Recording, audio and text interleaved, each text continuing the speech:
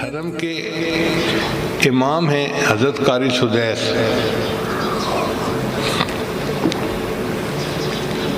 قرا حضرات تو ان کے اوپر عاشق ہوتے ہیں، اور اللہ نے اب ان کو اور عزت دی۔ وہ دونوں حرم کے امام بن گئے، یعنی حرم مکہ کے اماموں کے بھی سینئر وہی ہیں اور حرم مدینہ کے اماموں کے بھی سینئر وہی ہیں۔ اللہ نے شان دی ہے، مکہ جاتے ہیں تو اس مسجد میں نماز کی امامت کرتے ہیں، مدینہ جاتے ہیں تو مسجد نبوی میں امامت کرتے ہیں۔ ایک دفعہ ان سے کسی نے سوال پوچھا کہ حضرت آپ کو یہ مقام اللہ نے کیسے دیا کہ آپ امام الائمہ ہیں؟ تو قاری سدیس صاحب نے یہ واقعہ خود بیان کیا، فرمانے لگے کہ میں بچپن میں بہت شرارتی تھا، اور شرارتیں کر کر کے میں نے اپنے ماں باپ کے ناک میں دم کر دیا تھا۔ میری ماں مجھ سے بہت تنگ ہوتی تھی، مگر میرے لیے دعائیں کرتی رہتی تھی۔ ایک دن گھر کے اندر مہمان آئے تو میری والدہ نے ان کے لیے دال چاول بنائے۔ اب دال پکا کے امی نے رکھی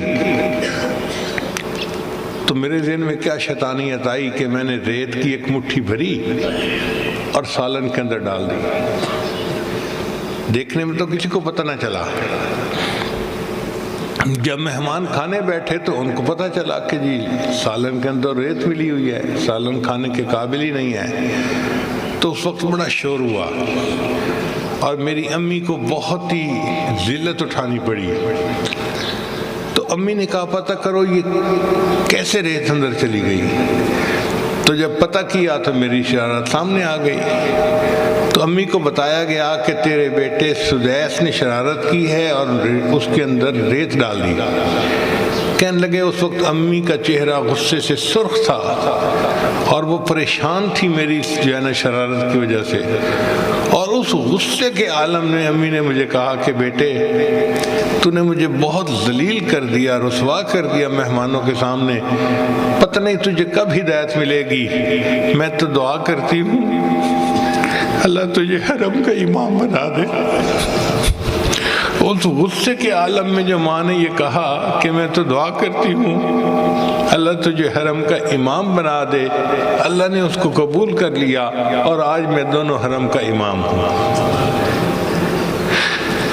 تو اولاد کی تربیت کے بارے میں یہ بہت اہم بات ہے کہ ماں باپ جیسے بھی ہیں، کلمہ گو تو ہے نا، وہ دعائیں کریں، اللہ تعالیٰ ماں باپ کی دعائیں اولاد کے حق میں قبول فرمائے۔